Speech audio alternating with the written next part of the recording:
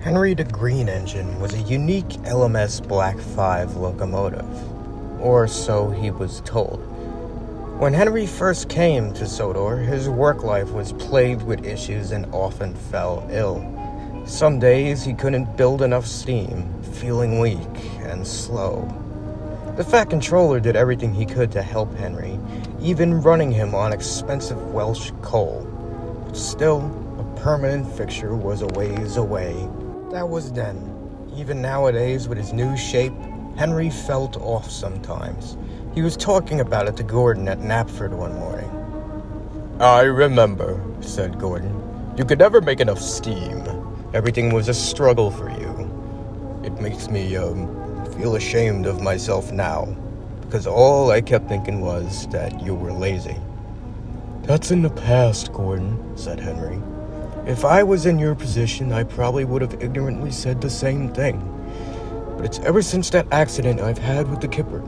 Something just haunts me." "What would that be?" asked Gordon.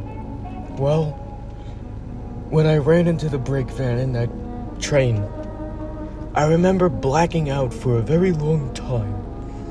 And suddenly, I'm just okay. Because of my issues, though, that night, I shouldn't be here right now." "Nonsense, Henry," said Gordon. "You were meant to be here." No, I get that, Gordon, but I don't feel like the old me, and in a good way." Gordon didn't know exactly how to answer. "Maybe asking the Fat Controller how your rebuild went might turn up some answers." "Maybe," replied Henry.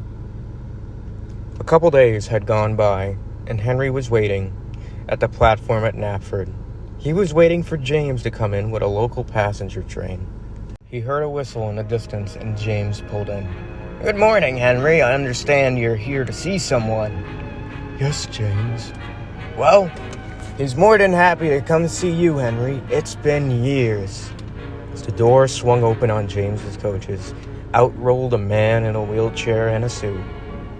"Oh, sir, "It's been ages," said Henry with a smile. The man in the wheelchair, the now elderly retired Sir Topham Hatt. "How's my favorite number 3 engine? Henry, wonderful to see you again," he said. "The feelings are mutual, sir," said Henry. I understand you have some questions about yourself, Henry. I actually pictured this coming for a long time. It was just a matter of when.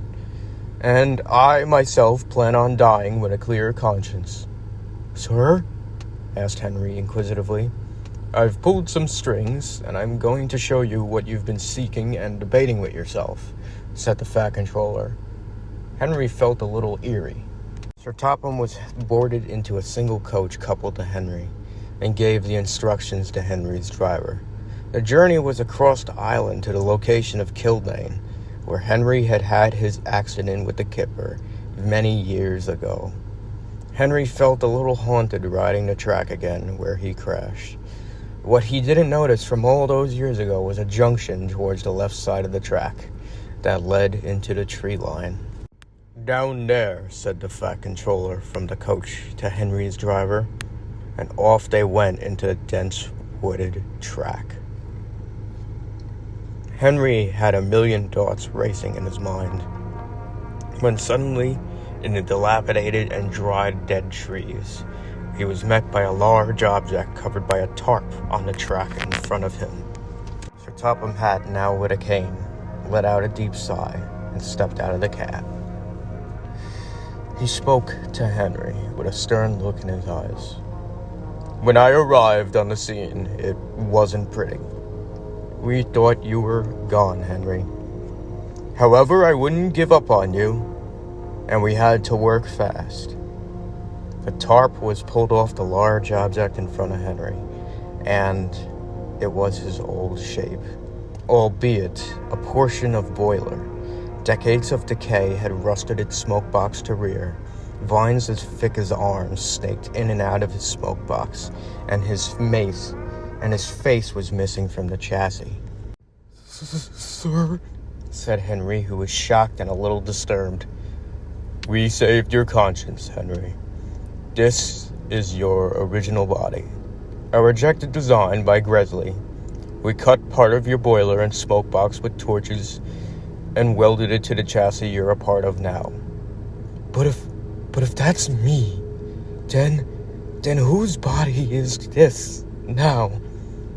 A cadaver of an engine whose boiler suffered a severe explosion. It was fixed and patched up and sitting in a workshop. But even that doesn't change you from who you are now. William Stanier himself oversaw your rebuild, and look at how successful your life is now. Henry really didn't know what to think. He was mad that no one ever told him this, but at the same time grateful for how much Sir Topham cared about him and saved him. I'm sorry, Henry, said Sir Topham.